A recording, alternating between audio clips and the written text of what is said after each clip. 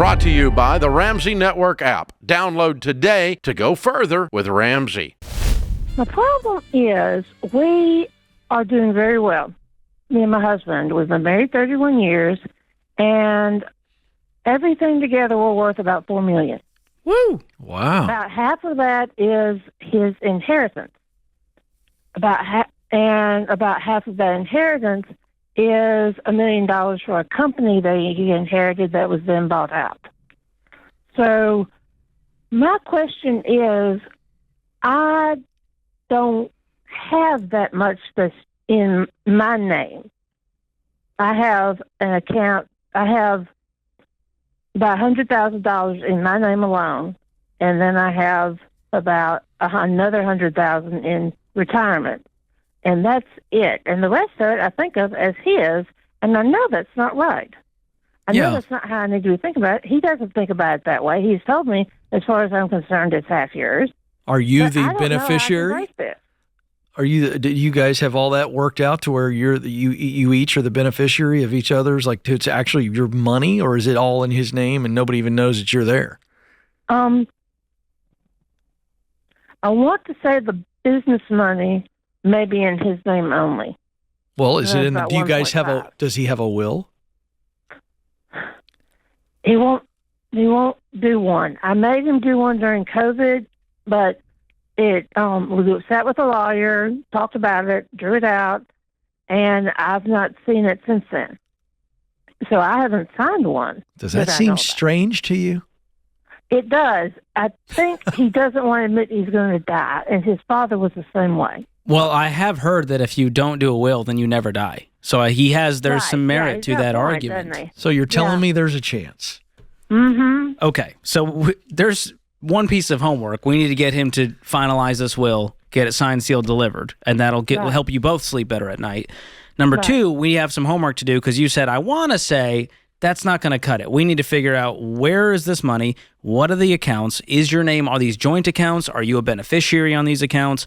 I think you have a right to know in a marriage. Right. And so we need to get to the bottom of that part. And then on the other side, we need to figure out, what is your next goal? Are you looking to spend more? It sounds like you feel like you have nothing to your name and that you're broke, when really you have a $4 million net worth. Right, and I don't know why that is. I don't know why I feel that way. Well, what's your household income? I bring in about $2,000 a month, and he brings home $100,000 a year. So he's bringing home something closer to 7 or 8. Mm-hmm. Okay. And do you guys have a joint checking account where all this money goes? Not all of it. A section of it. There's a checking account that I write from that my Social Security money goes into, and that's all that goes into it. His name is on that account, but he doesn't use it. And then there's a joint account where he used to put all his bonus money in that I write joint household expenses from. But now with the company buyout, he's not going to get those bonuses anymore, so I don't know. You guys have created a real complex financial situation with 19 accounts floating around out there. I think it's time to streamline and simplify and go, okay. I think it's time for you to fly to their house and spend an afternoon with them. They don't get to get up from the table until they've walked through all this stuff, George. You were talking about this earlier this morning. That's what this calls for. Yes. Now, that's not going to happen. But Julie, George is going to give you a checklist as if he were flying to your house and locking the doors and taking care of business with you two. You guys have got to figure this out. Put it all on the table and go, what are all the accounts? What's in every account? What's in my name? What's in your name? How can we simplify all this? I want to be on the same page. We've been married 31 years. We've done really well, sort of accidentally, and now I want to do better intentionally. And that means having one account, all the money flows in, all the money flows out of this joint checking account. That'll give us both transparency, accountability, and it's going to change our marriage for the better. Okay. Because I'm no longer going to be in the dark. You know exactly what's going on with my money. I know what's going on with your money. Do you think he would be upset with that conversation? Would he shut down? I mean, 31 years. I think he would really, his actual reaction would be, why are you worried about it? Well, it's not a worry. It's just that the best marriages have full accountability, full transparency. Mm-hmm. And okay to good marriages can survive with 19 accounts floating around. Well, George, but play that out, though. Go deeper than that. I think this is what's going on. So pretend as though you're talking to Julie's husband, and he goes, well, why does this even matter? Why is she so worried? Go deeper than good marriages and all this.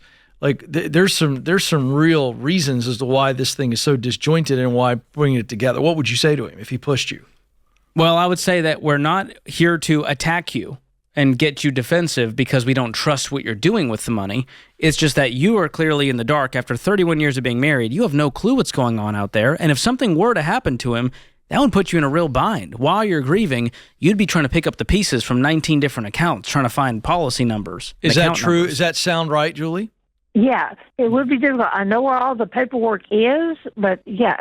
And this is something we're going through still with his dad's estate. His dad's estate was still the same way. It's still messed up 2 years after he's dead. Right. You want to avoid that. Yeah, there's understandable. You guys are searching for coffee tins in the backyard with money. It's a disaster. I don't want to have it be a full-time job to pick up all the pieces.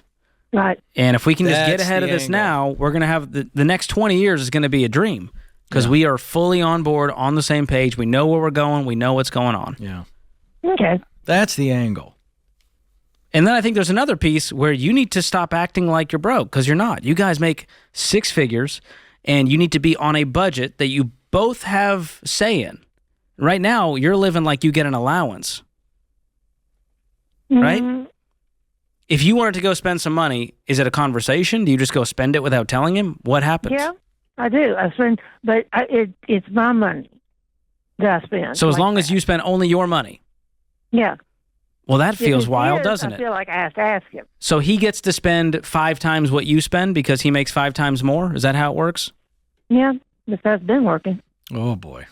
That's a problem. How long you been married? 31 years. Oh, boy. We didn't come into so much money until a couple of years ago. My wife now stays at home with her child. If I said, well, honey, you don't bring in any income, so I get to spend all the money. I'll give you a little bit of allowance for some fun, but I get to spend like 10 times more because I'm bringing home the bacon. You know where you'd be? My guest bedroom. That's where you'd be. I'd be lucky to be inside of a house. Well, we'd take you in for about a week. I might be in a tent in the backyard at that point, Julie. Yeah, I'd let you stay in the backyard. So I want you to know you have a vote in this marriage, and so far it sounds like you've had the idea of a vote, but we need to make it very clear, especially on Election Day, that you have an American right to vote in what happens in your marriage. Did there? I think this is a clean this mess up with Camel.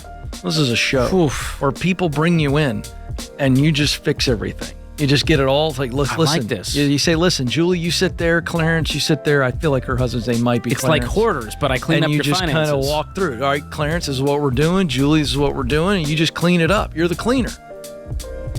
We'll think about it. This is The Ramsey Show. Brought to you by the Ramsey Network app. Download today to go further with Ramsey.